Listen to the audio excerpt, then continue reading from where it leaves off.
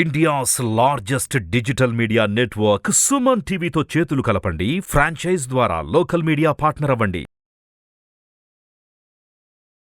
Sir నమస్తే sir Ramachandramurthy garu. నమస్తే విష్ణు గారు. రామచంద్రమూర్తి గారు, ఆల్ టైమ్ కనిష్టానికి రూపాయి పడిపోయిందంట. ఏంటి అసలు కారణాలు?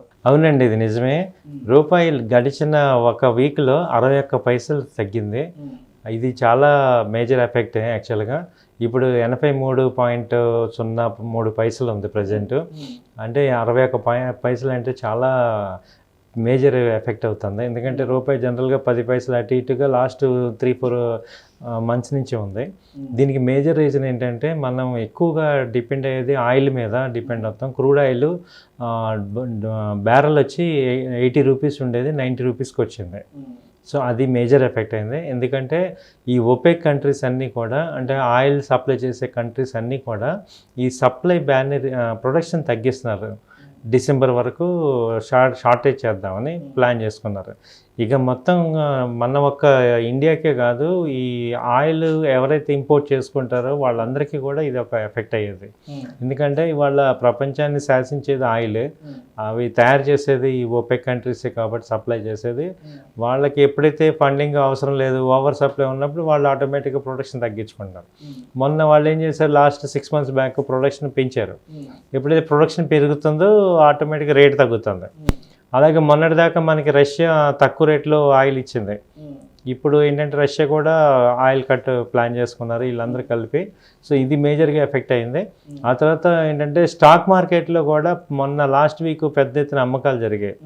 సో FIS వాళ్ళు దాదాపు 9,000 కోట్ల దాకా తీసుకెళ్లారు. అవన్నీ కూడా వాళ్ళు ఫారిన్ కరెన్సీ నుంచి వెళ్ళిపోవటం ఒకటి ఎఫెక్ట్ అవుతుంది. ఈలోపు ఏమైందంటే మార్కెట్ పెరగటం వల్ల ఇంకా పతనం విపరీతంగా అవ్వలేదు. యాక్చువల్గా ఎక్కువ డ్యామేజ్ అవ్వాల్సింది. ఈ వీక్లో మార్కెట్స్ బాగా పుంజుకోవటం వల్ల డొమెస్టిక్ ఇన్వెస్టర్స్ కానీ ఈ డొమెస్టిక్ ప్లేయర్స్, రీటైల్ క్లయింట్స్ అందరూ కూడా బయింగ్ చేయటం వల్ల ఆ స్టెబిలైజేషన్ అయింది. లేకపోతే ఇంకొక 40 పైసలు పడిపోయే అవకాశం అయితే ఉండేదని చెప్తున్నారు నిపుణులు. అయితే ఇంకా ఏంటంటే చైనాలో వీక్ అవటం కూడా ఒక రకంగా మనకి ఇండియాకి ఎఫెక్ట్ అవటం అనేది జరిగింది. అంటే చైనా ఎకానమీ అంతా కూడా ఇప్పుడు తగ్గింది కాబట్టి మన గణాంకాలన్నీ కూడా పెద్ద నిరాశజనకంగా ఉన్నాయి. వాటి ఎఫెక్ట్ అంతా కూడా ఈ ఇండియన్ రూపీ మీద ఎఫెక్ట్ అయింది. అలాగే ఈ ఐరోపాలో అనిశ్చిత స్థితి కూడా చాలా జాబ్లెస్లు కానీ లేఆఫ్లు కానీ వాటితో మనకి ట్రేడ్ అనేది జరగటం అనేది అంతకుముందు ఎక్కువగా ఉండేది. అవన్నీ కూడా ఎఫెక్ట్ అవుతున్నాయి. సో ఓవరాల్గా ఏంటంటే ఈ యొక్క ప్రపంచం స్థితిగతులను బట్టి మనకి ఇప్పుడు ఈ రూపాయి ఎఫెక్ట్ అయింది. ఈ ఆయిల్ ఇది మళ్ళీ ఏదన్నా అయితే ఇంకా పాజిటివ్ పాయింట్ ఏంటంటే మన RBI దగ్గర పెద్ద ఎత్తున డాలర్స్ ఉన్నాయి కాబట్టి వీటిని ఇమ్మీడియట్గా సప్లై చేయగలుగుతున్నారు. సో ఇది రూపాయి పడటం వల్ల మేజర్గా ఎఫెక్ట్ అయ్యేది ఈ ఆయిల్ కంపెనీస్. అంటే ఆయిల్ ట్రేడింగ్ కంపెనీస్ అంటే ఇప్పుడు పెయింట్ ఇండస్ట్రీ కానీ రబ్బర్ ఇండస్ట్రీ ఇవన్నీ కూడా ముడి సరుకులన్నీ పెరుగుతాయి. దాని ప్రకారం ఇన్ఫ్లేషన్ పెరుగుతుంది. మళ్ళీ ఇప్పటికీ ఇన్ఫ్లేషన్ కట్టడి చేద్దామని RBI ఎంతో కింద మీద పడుతున్నాం. ఇప్పుడు మళ్ళీ దానిలో భాగంగా మళ్ళీ రెపో రేట్లు పెంచాల్సి వస్తుంది దాన్ని స్టిమ్యులేట్ చేయడానికి. సో ఇది ఈ రకంగా మళ్ళీ ఎకానమీ మీద కొంచెం ఎఫెక్ట్ పడుతుంది. అయితే కొద్దిలో గొప్ప ఏంటంటే పాజిటివ్ పాయింట్ ఏంటంటే ఎక్స్పోర్ట్ ఓరియంటెడ్ వాళ్ళకి అడ్వాంటేజ్ ఉంటుంది. ఇప్పుడు ఎక్స్పోర్ట్ చేసేది ఏంటి, టెక్స్టైల్ కానీ లేకపోతే జనరిక్ ఫార్మా కానీ IT కంపెనీస్ వీళ్ళకి కొంచెం బెనిఫిట్ అవుతాయి. సో ఇంపోర్టర్స్కి ఎక్కువ ప్రాబ్లం ఉంటుంది, ఎక్స్పోర్టర్స్కి ఈజీగా ఉంటుంది. సో ఈ కంపెనీ షేర్లు పెరిగే అవకాశాలు ఉంటాయి, ఈ IT కానీ ఫార్మా కానీ ఈ కంపెనీ షేర్లు. సో ఇది రూపాయి ఎఫెక్ట్ ఇంపాక్ట్ అవుతుంది. అయితే రూపీ పడిపోయింది అనే ఈ వార్త ఏదైతే ఉందో ఇది మార్కెట్లో అసలు ఓవరాల్గా ఎంతవరకు ప్రభావితం చేసే అవకాశం ఉంటుందంటారు? డెఫినెట్గా మార్కెట్ని ప్రభావితం చేస్తుందండి. ఎందుకంటే పడిపోయింది అంటే ఎందుకని డాలర్స్ వెళ్ళిపోతున్నాయి బయటికి. డాలర్స్ వచ్చే మార్గాలు రెండే, డైరెక్ట్గా ఏదైనా ఇన్ఫ్రాస్ట్రక్చర్ ఇండియాలో ఇన్వెస్ట్ చేయటం కానీ లేదా స్టాక్ మార్కెట్లో ఇన్వెస్ట్ చేయటం కానీ. అవి వెళ్ళిపోతున్నాయి అంటే ఏంటంటే మన యొక్క రిజర్వ్స్ తగ్గిపోతున్నట్టే.